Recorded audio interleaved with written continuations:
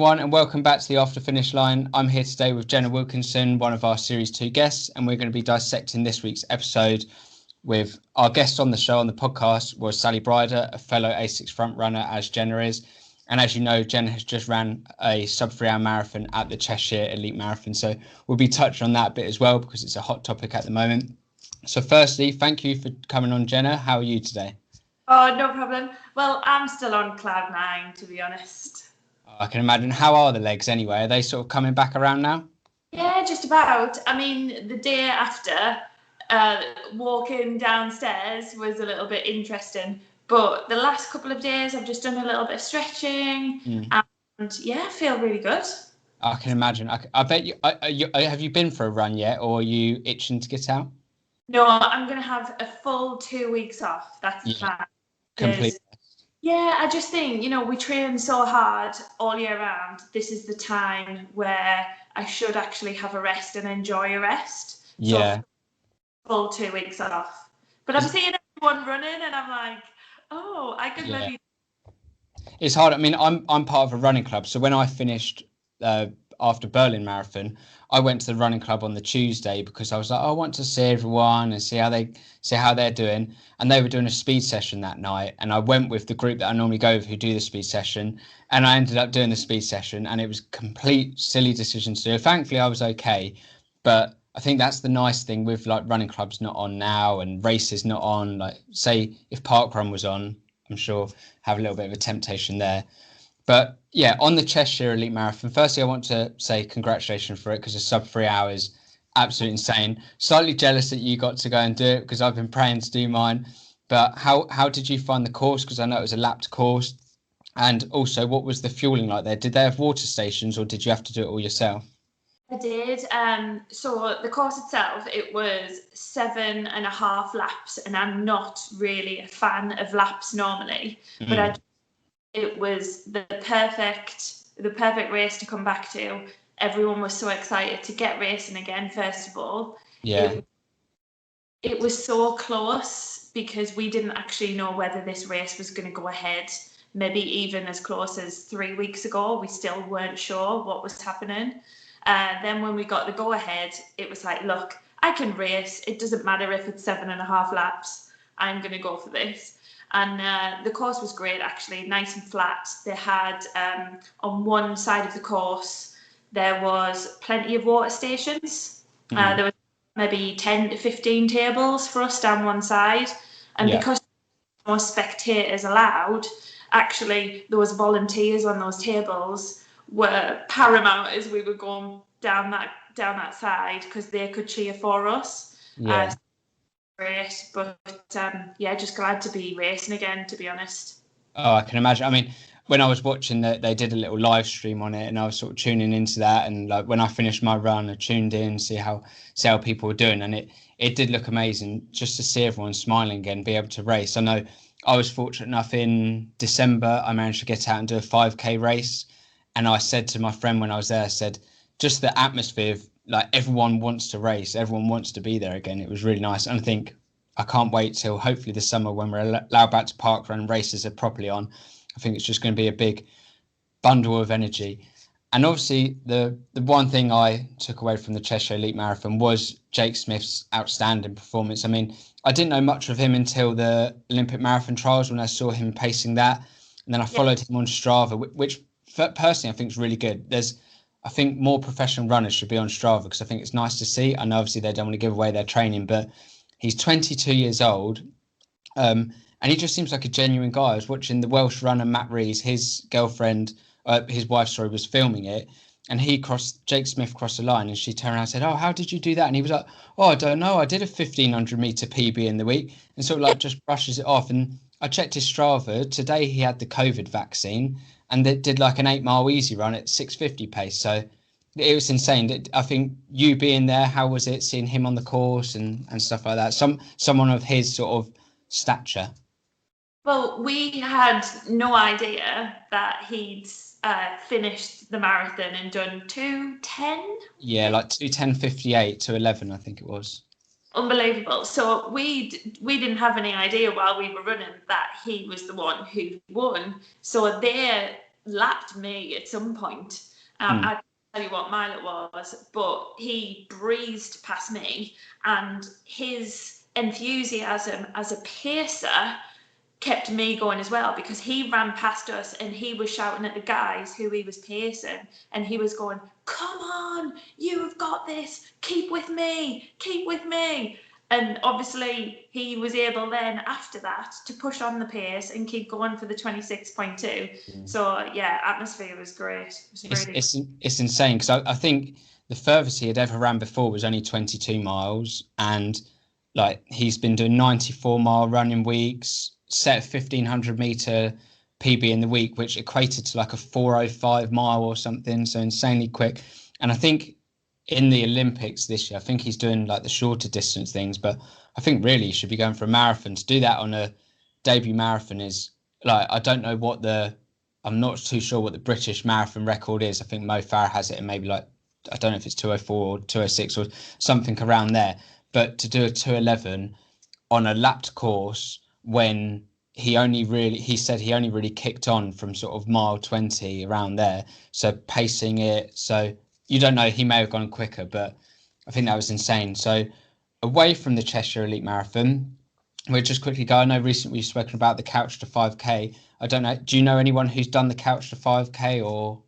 I've known a few people who's done it, and I think, like, positives wise, there's definitely more positives, I think, that have come out of it, because for a new runner, it just gives them something to follow, because sometimes, well, I know me for certain, I just turned up at a park run and I had no idea what to do. And actually 5k is a long way. You kind of forget how long over 3 miles is. So a Couch to 5k, they found it really helpful to getting into it without getting demotivated. So a little jogging, a little bit of walking. I suppose the only thing, I mean, you could call it a negative if you want, is because people who are using it don't have that much experience in a plan or running perhaps. And because every week it seems to add on some more distance, some people are not necessarily ready for that next distance yet, and they don't know how to pull it back because they think they have to keep following the plan. But I think it's great to. Yeah, I think that's a good point you made. I mean, like at our running club, we do, for our beginners, we do sort of our own twists on the Couch to 5k, and we end up having two groups. So one group would start, and then you can always step back if you want, because like you said, if it's stepping up every week and say starting running, your knees are going to hurt, your hips are going to hurt, your legs are going to be tired, you're going to step up because your app tells you to step up, but you don't necessarily have to do that. Sometimes you need to take a step back, and if you have a coach or a running friend, they say, look, just do the same week again. And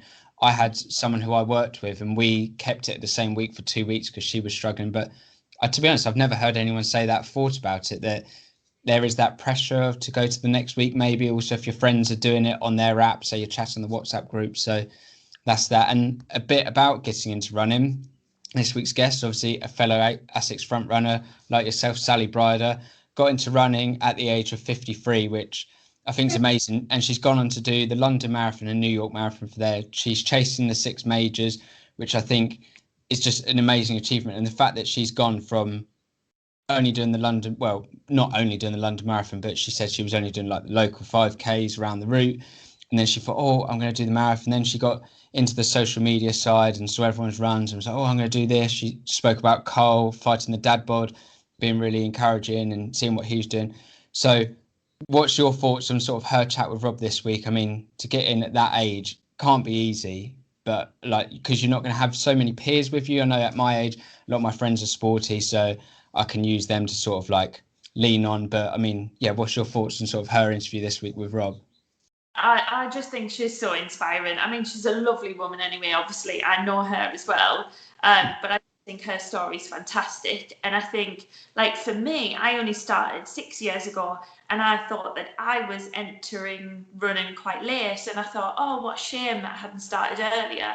But then to hear her story, starting at 53, and to see what she's accomplished already, and you think, God, actually, what you've done is pretty amazing. And actually, I can't complain that I started 6 years ago, because I feel really lucky now that I've got this time to do what she's doing and going for the 6 stars as well. How cool is that? Exactly. And I guess what you said then, I had sort of 2 years off just where, because I was young, I was sort of like messing around with mates. I thought, oh, I'm not going to go running. My mates have asked if I want to play some games tonight. And I always look back at that and think, oh, God, those 2 years I shouldn't have just messed around. But looking at someone like Sally as an inspiration from that, and my dad even, he started running when he was 40 something. I don't know. I'm not too sure. Early 40s or something. And he's still carrying on running now. He still really enjoys it. And he probably thinks, he wishes he started earlier. But when he listened to the Sally interview, it's a bit like you sort of just got to take what you can. She really is. She's grabbing this running sort of sport with 2 hands and saying, yeah, I'm going to do as much as I can. She's doing the half marathons, and she could just settle for just doing some park runs. Now that she's done London Marathon, your home marathon, well, I mean, she's been all over the world, but home marathon in the UK, she could just settle doing 5Ks, but no, she says she's still doing the half marathons, chasing those 6 stars. And then just quickly on the 6 stars before I let you go, if you could pick one 6-star, what would you do? So any of them, forget any that you've done, any you're going to do, just pick one that you could do. Say you can't do any more, you can just do that one. What would you pick and why? I think it's got to be Boston. It's the most prestigious one, isn't it? And luckily enough, I've got the BQ now. So, yeah, it's got to be Boston. What about you? I think I'd have to agree with Boston because, one, I think they have the prettiest medal. I really like the yellow and blue. I don't know why. But like you said, it's the most prestigious. You've got to get like that BQ qualifying time to do. And I think it does just look really pretty there. Other than that, it was like 2-3 years ago when it absolutely hammered it down with rain. I wouldn't like to do it that day. But any other time, I'd love to do the Boston Marathon. And my partner, she's got family over there as well. So it'll be a little bit nicer. We could go and see them. So definitely, I think for me, Boston. I would really like to do Tokyo. I know it was spoken about on the podcast 2 weeks ago. I think the culture of Tokyo over there would just be absolutely insane. I think I would love that. That I could just imagine the support there would be something different. But they all have their sort of little perks.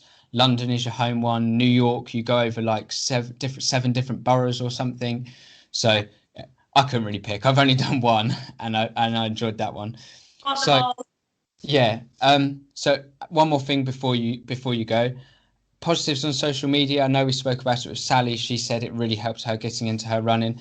I personally think that social media has so many more pros than it does cons. I know a lot of people say there's negative bits about it, but I joined the Instagram community back in like 2019, did the Berlin Marathon that September. And the one thing that stuck with me is how much support I had. So I finished that marathon and my phone was just going off from people who hadn't even met before were texting me saying, well done, Jack, well done, blah, blah. And I think the support from the Instagram community has made my running take that extra step up. If I didn't have the community, I could have easily taken a couple of weeks or months off. But having this community has really helped me, and sort of the What the Fartlek podcast has helped me keep it up and sort of interact with new people here. So your thoughts on social media before I let you go? Yeah, it's so good to be part of the community, isn't it? I mean, we wouldn't have met and spoke if it wasn't for Instagram and what. But I just think it's provided a lot of opportunities for me. I've used it to keep myself accountable. It's like a little running diary. So because of that, people get involved in your journey as such and support you with it. The amount of support I had for Cheshire Elite Marathon was unbelievable. The amount of comments, people following, people tracking. The tracker didn't even work, I think, because there were so many people on it and following us. So I've just found it a really positive experience, and I've made so many new friends, and I wouldn't have had a lot of the opportunities that I have had. I've been very lucky because of social media. So it's all been great for me.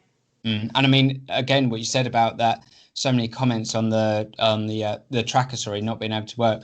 When I was watching the live video, when you crossed the finish line, there was people saying, "Oh, Jenna," and then you finished and you went over to the barrier and you leant over, and I don't know how you say his name. I think it's Justin, the South African guy. He's got a big presence on. Just a little bester. He's called Nick. Nick, that's it. and he came over and congratulated, and he ran an absolutely amazing race. But I thought that was like, I saw when you went over to the barrier and he sort of like put his arm around you. I thought, oh, it's insane! Like just the excitement from it all, and I think that Instagram too.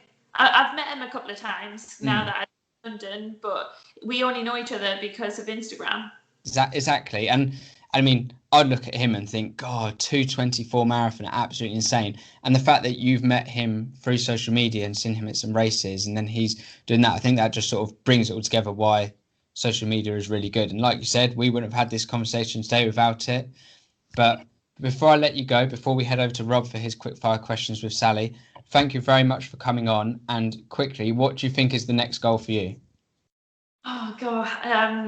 I don't actually know next goal. I mean, I'm going to have to work on a little bit of speed and then think about another marathon. But the pre-marathon meal, the best pre-marathon meal is pizza. It's pizza. I've said this before. It's definitely pizza. I think most people who've come on here have said it's pizza. I did ask Rob, and he was sort of in the middle. He was like pasta on pizza, but hey ho. Anyway, thank you again for coming on. We're going to head over to Rob to have his quickfire questions with Sally, and I guess we'll find out there whether she likes pizza or pasta. So thank you very much, Jenna, and have a lovely rest of the week. You too. Thanks, Jack. I hope everybody is enjoying this episode of After the Finish Line and is certainly enjoying the episode with Sally Brider. If you are, you might be even more excited to know that I've got some bonus content for you. Sally has joined me again, and we're going to be asking her some quick fire questions. Sally, are you ready? I am. Thank you. Wonderful. Right. So first question, what's your favourite all-time race? New York Marathon. Oh, yes, absolutely. What about your favourite parkrun course? Limited because I've only run one, so it would have to be Black Park, which is near to where I live. Hilly, flat? Pretty flat. Pretty flat, yeah. That sounds like my kind of parkrun. What is your go-to pre-race meal? Probably pizza. Pizza. We get pizza a lot, you know. What toppings? Americano, so like hot pepperoni type thing. A bit spicy. Well, that's played a bit of a dangerous game on the night before a race. What is the one piece of running kit that you could not live without? Definitely my Assics Gel Cumulus trainers. Oh, ever the spokeswoman, ever the spokeswoman. Absolutely. Wonderful bit of kit as well. Do you prefer running in the morning or running at night? Definitely the morning. Yeah, same, absolutely. I'm no use to anyone in the evening. Okay, how about this then? Do you prefer running in the heat or in the pouring down rain? Absolutely the heat every time. Warm weather runner, yeah? Yeah. Okay, here's one that might get you. What is your go-to pump-up race song? That song that just gets you going before you start a race. I'm going to have to say I don't run to music, so I'm going to have to use my experience of the start line of the Madrid rock and roll marathon when it was We Will Rock You playing at absolutely mega volume. Really got me in the mood. That is anthemic. Yeah, absolutely good choice. And last but most definitely not least, what is the one piece of advice that you would give to a new aspiring runner? I would say absolutely just go for it. Don't be afraid. Wonderful advice. If you haven't checked out Sally's episode, you need to get back and do it because it's amazing. But for now, thank you very much, Sally. And Jack, it's back to you. So there you have it. Rob's quickfire questions with Sally, and I'm pleased to say she is on the same boat with myself and Jenna on the pizza boat. None of this pasta business. I know, like I said, I spoke to Rob previously and he said, why not have both pizza on pasta? So maybe it's something that we have to invent. Thank you very much for Sally coming on doing these quickfire questions. If you really enjoyed this After the Finish Line episode, you can go and check her podcast out. And again, thank you to Jenna for coming along, chatting about the Cheshire Elite Marathon. I thought it was really good to get a little bit of an insight about how that went. And if you enjoyed that, you can go back to Series 2 to find Jenna's episode. There's a whole back catalogue and it's a really good listen. She talks about her training leading up to the sub-3. And again, that was before this even happened. The sub-3 hour marathon happened. So I think it's a nice little insight there as well. Thank you very much for coming along for another episode. If you enjoyed it, please give me a thumbs up, subscribe, press that notification bell so you get notified anytime we upload a YouTube video. Share it with your friends, comment, whatever. Let me know whether you like pizza or pasta for a pre-race meal, whether you're on my boat with pizza or you're on the pasta boat. I'm always pizza, you know that. And I'll be back next week with my velvet blazer and my running top underneath for another episode of After the Finish Line. Bye.